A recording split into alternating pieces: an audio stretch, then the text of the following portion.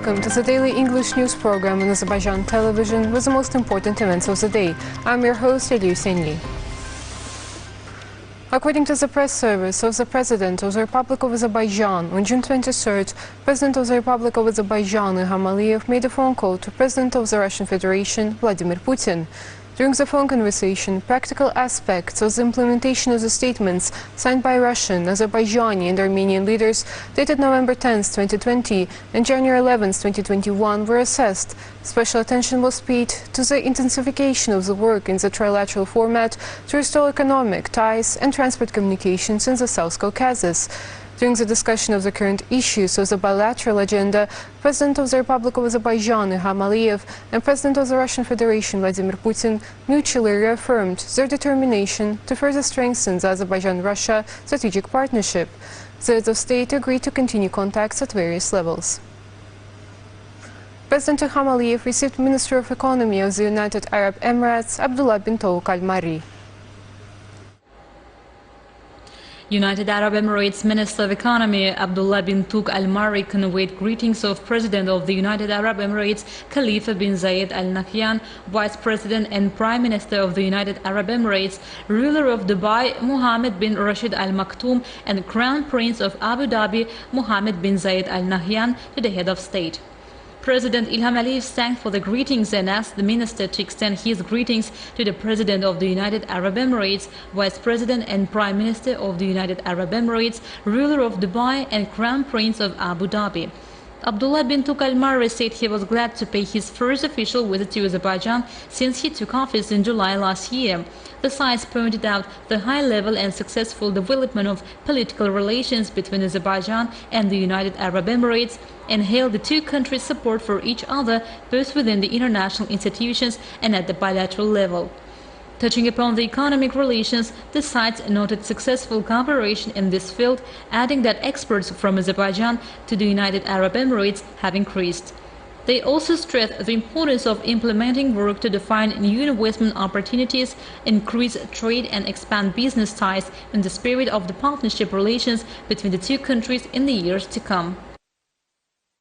President İlham also received High Representative for the United Nations Alliance of Civilizations, Miguel Ángel Martínez. You cannot imagine how so glad I am myself, no? I was glad to be back.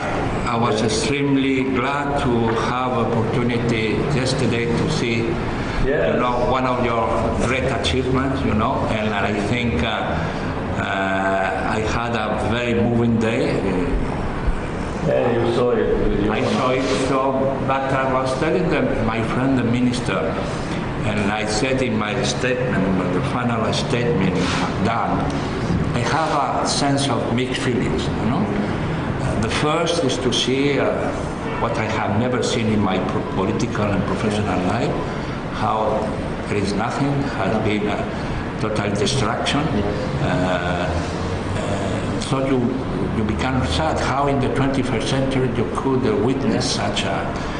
But then the second element that was, I think, when my tour in Agdan was good, because then your special representative showed me, you know, the plan for the future. And so you feel there is a great vision, President. So there is a possibility to already, and you see the roads, you see the people engaged, you see the dynamism, the very strong feeling of pride at the same time of new, you know, this Azerbaijan always moving forward and now is more strength. So really I feel, you know, I feel always a friend of Azerbaijan, but this time I'm proud, you know, to be with you and trying to modestly accompany your efforts and your foreign ministry, Minister of Culture, in my new mission as High Representative for the United Nations Alliance of Civilization. So thank you very much for receiving me and having the opportunity to preview what we can do together. Thank you very much for visiting us, and also thank you for visiting liberated territories. And you know, you talked about your feelings. I think everybody has the same feelings. And when I visited after the war first time Agdam, I had the feeling of sadness, was the feeling of sorrow, and at the same time the feeling of decisiveness to rebuild the city. And you probably were informed that less than in 1 month's time, we already launched the process of reconstruction. You saw everything is destroyed. At the same time, there are 97,000 mines only in Agdam district. Only from Armenia we managed to get the mine maps for Agdam district, but in other districts there are hundreds of thousands of mines which they refuse to give us the maps, and we already had more than 100 casualties. After the war stopped, almost 30 people were killed, and more than 100 severely injured from landmines and personal mines and anti-tank mines, including 2 journalists who died at the beginning of this month. And you know, they destroyed the cities not during the war, the First Karabakh War, but after. They destroyed it systematically within almost 30 years after the First Karabakh War stopped, for several reasons. First, in order to take all these construction materials, because the houses were demolished and the stones were taken. So it was a kind of a robbery. And second, in order not to allow Azerbaijanis to return, because they thought that after this total devastation, nobody will return. And it's not only cities, but villages. When you go, for instance, when I go in other directions, for instance, to Jabrail, and you also been to Fizuli in Zangilan, Kubatli, it is the same. All the villages, all the cities destroyed. And now we need to clean it from mines and also in parallel to start reconstruction. But we already accumulated all our efforts, mobilized our resources, and big infrastructure projects have started already. Probably you're informed about that. And we will rebuild it, and we will demonstrate, I think, a unique experience in the world, from this kind of devastation to development to very decent living standards for people. So thank you for visiting those areas. It's a really sign of your sympathy with those who suffered from war, from long-lasting occupation, and sign of support.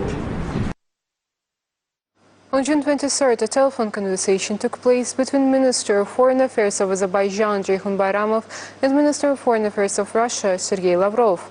The ministers exchanged views on the current situation in the region and the implementation of the joint statements signed by the leaders of the 3 countries. During the telephone conversation, issues of the development of the region in the post-conflict period were also discussed, and the activities of the trilateral working group, headed by the deputy prime ministers of the 3 countries, were emphasized in this regard.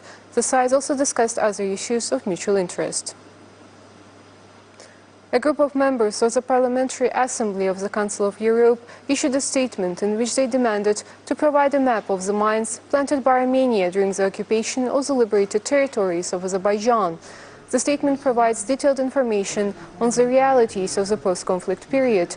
European parliamentarians highlighted the trilateral statement signed on November 10, 2020, put an end to the conflict and opened up new prospects for achieving lasting peace and stability in the region. It was noted that despite positive trends, mines and mass planted in the liberated territories are a serious obstacle to post-conflict reconstruction and lead to the deaths of innocent people. More than 140 people were killed or injured in the explosions, the statement said. Given the urgency and severity of this humanitarian problem, Armenia should provide all mine maps to expedite mine clearance and prevent the deaths of more innocent people. The document also mentions that on June 4th, 3 civilians, 2 media representatives and an official, were killed by an Armenian mine in the Kəlbəcər district of Azerbaijan. The statement, signed by the parliamentarians of Azerbaijan, Turkey, Bulgaria, Austria and Italy, has been posted on the official website of the Council of Europe. The Baku Court of Grave Crimes has held a preliminary hearing on the criminal case of 13 more members of the Armenian armed groups accused of committing terrorist, provocational and other acts in the territory of Azerbaijan. During the process, chaired by Judge Azat Majidov, the profiles of the accused were clarified. The trial is set for July 1st. It should be noted that the preliminary investigation into the criminal case of the Armenian citizens disarmed as a result of the anti-terrorist operation conducted by the State Security Service on December 13, 2020, has been completed. The Organization of Veterans of War, Labor and Armed Forces hosted a conference on the historical significance of the Shusha Declaration on Allied relations between Azerbaijan and Turkey. Deputy Chairman of the organization, Jalil Khalilov, Deputy Chairman of the Yeni Azerbaijan Party, Taher Budagov, and others made reports on the topic. It was noted that Azerbaijan-Turkey relations, which have deep historical and national spiritual roots, have recently embarked on a new development stage. The Shusha Declaration on Allied Relations, signed between the two brotherly countries, went down in history in golden letters. An appeal was addressed to President İlham Aliyev on behalf of the conference participants. 9th Moscow Conference on the International Security kicks off in Russia. The event, in which Azerbaijan is represented as well, will last till June 24th. The International Security Conference is organized annually by the Russian Defense Ministry. The conference that brings together representatives of defense ministries, international organizations and non-governmental organizations to find answers to key questions of global security is an annual event. The 9th conference is attended by more than 600 delegates from more than 100 countries. Among them is a delegation led by Azerbaijani Deputy Defense Minister Kerim Aliyev. This time, defense ministers and commanders of armed forces of 49 countries and heads of 6 international organizations are represented at the event. The plenary session of the conference discussed issues of strategic stability and uncontrolled proliferation and delivery of weapons of mass destruction, cyber threats, the Asia-Pacific issues, and the COVID-19 pandemic. The forum participants also discussed information security, including the fight against the falsification of history and the use of fake news, and military technical cooperation, the transition to economic development in Syria, threats and challenges in Latin America, as well as security in Europe. 57 infections with the novel coronavirus were registered in Azerbaijan. 84 people recovered after treatment and were released home. 2 people who earlier tested positive for COVID-19 died. The overall confirmed cases in Azerbaijan have reached 335,625, with 329,794 recoveries and 4,965 deaths. The number of active infections is 866. To detect new infection cases over the past day, 7,948 tests and overall 3,698,172 tests have been conducted in Azerbaijan, the task force under the Cabinet of Ministers reported. That was all for today. Thank you for being with us and see you next time.